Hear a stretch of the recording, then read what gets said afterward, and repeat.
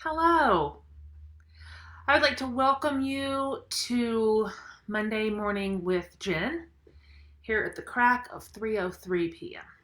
And I would like to thank you for your understanding about that. I don't know if you happen to see my little post from last night, but having been through like a meaningful morning with my church family online and then thinking, oh, I'm going to make a beautiful snack board for lunch, I actually fell apart by evening. And the reason is that all the people that live here, that's the reason. It's entirely their fault.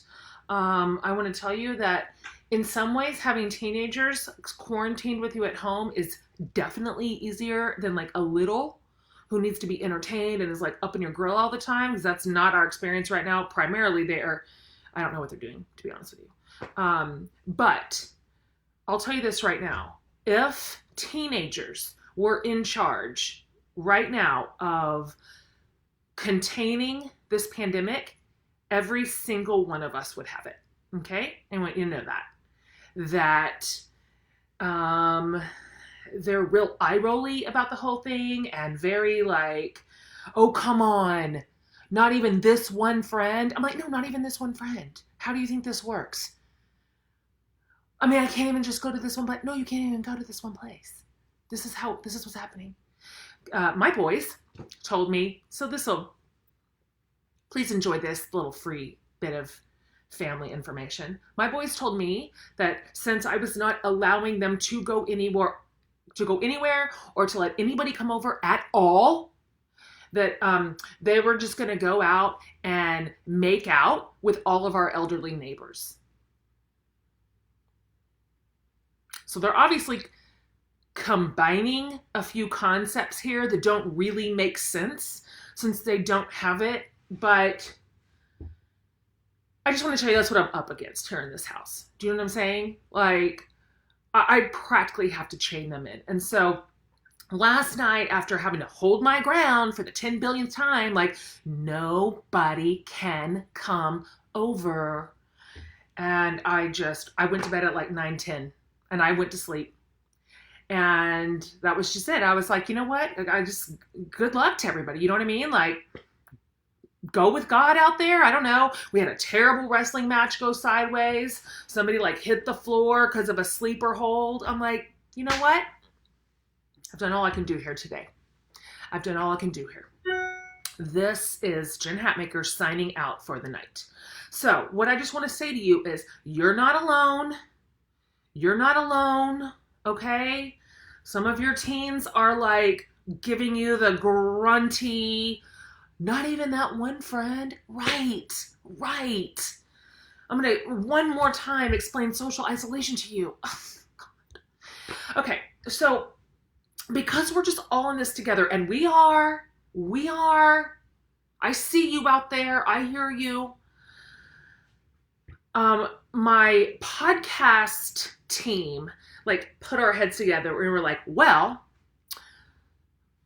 since all of our like in-person stuff is now canceled and that is a thing we can't do, what can we still do? We can still podcast.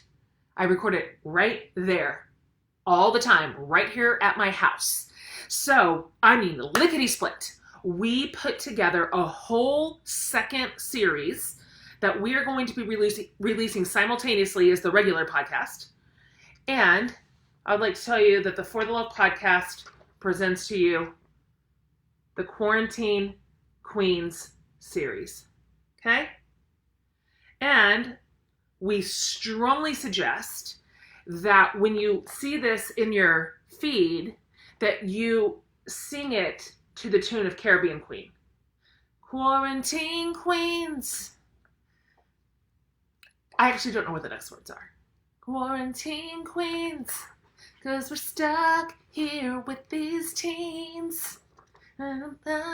They beat as one. Like, what really is this songs? I am telling you right this minute that if you paid me $1 million, I could not tell you what the real lyrics are after that. Caribbean Queen. Tell me if this is right. It sounds phonetically like this. 'Cause you sure are loose and free. Is that it? 'Cause you sure are loose and free. It's something close to that. Phonetically, it kind of sounds like that. Anyways. Quarantine queens, because that's what we have to figure out how to be now, okay? And so we called every single one of our favorite experts, and they ran the gamut of financial experts, emotional health, spiritual health, physical health, and went, is there any way, we know you're just at home now, so you can't tell us that you're too busy at the office. Is there any way you could jump on a podcast with me? We're going to do shorter episodes, they're around 30 minutes instead of an hour, and help lead us through how to manage this well and how to do this well and how to stay physically and financially and mentally and spiritually strong in the middle of this season that none of us asked for, but we're having to learn to do on the fly. And they all said yes, every one of them. So I'm just telling you, I think it's going to serve you. And I'm recording them like as fast as I can right now, and they're serving me. They are serving me. I keep telling everybody who will listen things that I am learning from them. And so we released our very first one today. Now, normally we're going to release these on Fridays. The For the Love podcast episodes, the regular episodes, release on Wednesdays. But Quarantine Queens are going to release on Fridays, except for today. We thought we'd give you 2 this week because my gosh, right? Like somebody help us. So today we release our first Quarantine Queens episode with Pete, the planner. Is the greatest. He's a financial expert. And I mean, I asked him everything. I said, what do we do with our fears? What about our jobs that we're losing? What should we do with our money right now? I asked for his advice on everything financial, and I am telling you, he made me feel better. He really did. I gotta refix something real quick. Okay, there we go. He made me feel better and said some really interesting things that served me well. And I was like, okay, thank you for just speaking sensibly into what just feels like chaos right now. So Quarantine Queens is up over, you can go to jenhatmaker.com and find it all. It's loaded up. It's where the For the Love podcast is found. So I hope that serves you well. And then this Friday, we release a second episode with your favorite and mine, Dr. Hillary McBride. Hillary was my guest last year in what was one of the most downloaded episode of the entire calendar year. And so she is going to talk to us about keeping our minds strong, keeping our bodies well. And I can't wait to bring that to you on Friday. So this is what we can do. You know, we just do what we can do right now. That's just, we do what we can do. And I can podcast. So, and you can listen. It's just free, just right into your ears. Okay. All right. One last thing on this very belated Monday morning with Jen.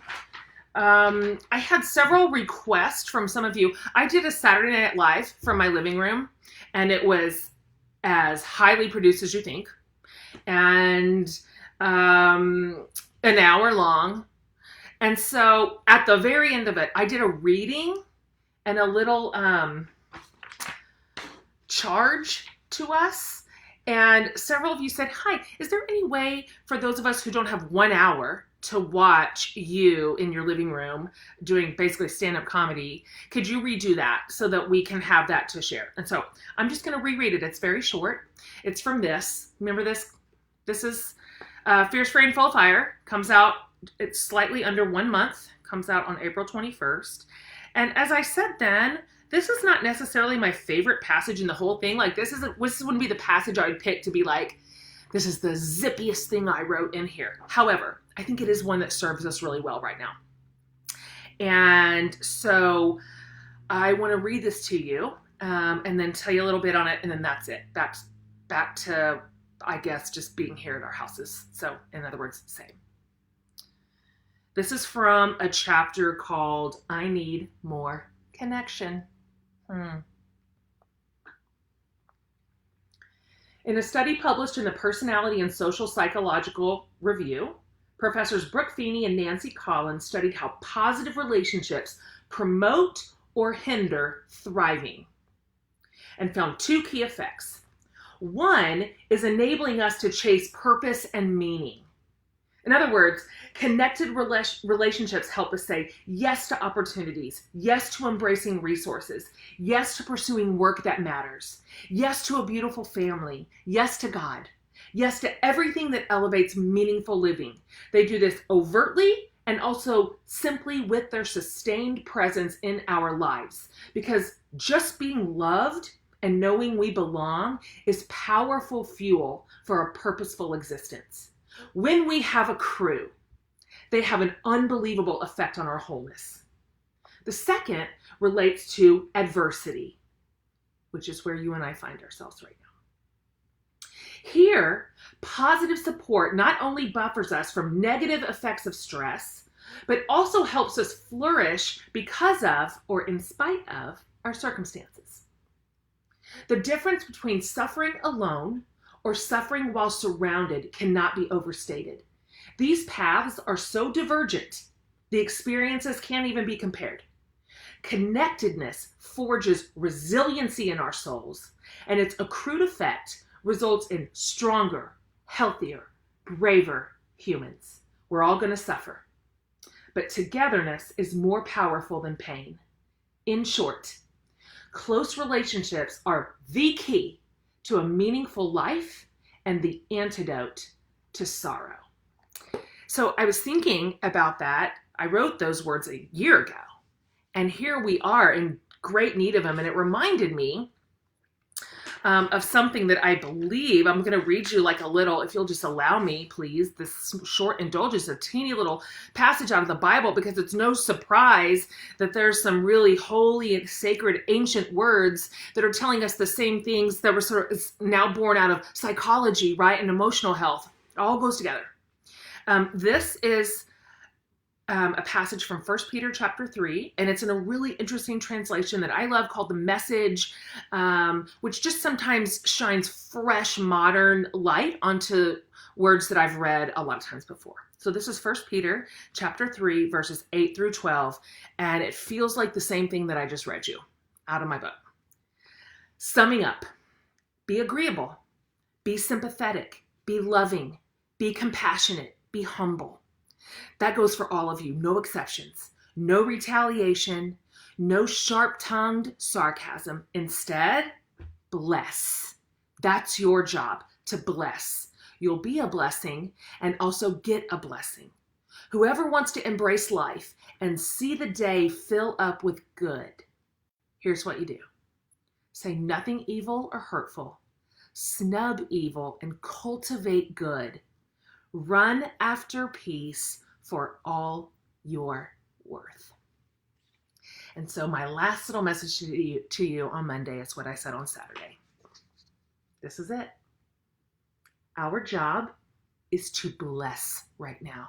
We are the antidote to sorrow. We are the antidote to loneliness. We have the keys out of this prison. And it looks like kindness, and it looks like connectedness. It looks like blessing one another with our words, with our presence. Any which way we can figure out how to connect. We text, we FaceTime, we Google Hangout, we do drive-by waves from my car, right? Any which way we can. So our job right now is to bless. It matters. This means something. This counts. And so I encourage us right now to think about ways we can be on the giving end of things. How can we bless our friends? How can we bless our family members that aren't with us? How can we bless our neighbors and our communities? Any which way we can. This matters. This is powerful. It's not small. And I do believe this is how we're going to get through. I do. And I think we'll come out on the other side really proud of the way we came together and served one another well. So you were very loved by me. I'm going to be trying to do this as much as I can, okay? As much as I possibly can. So sending you every bit of love from Austin today here on Monday morning/afternoon. Okay, guys, that's it. That's it. We can do it. We saw another day. Until next time.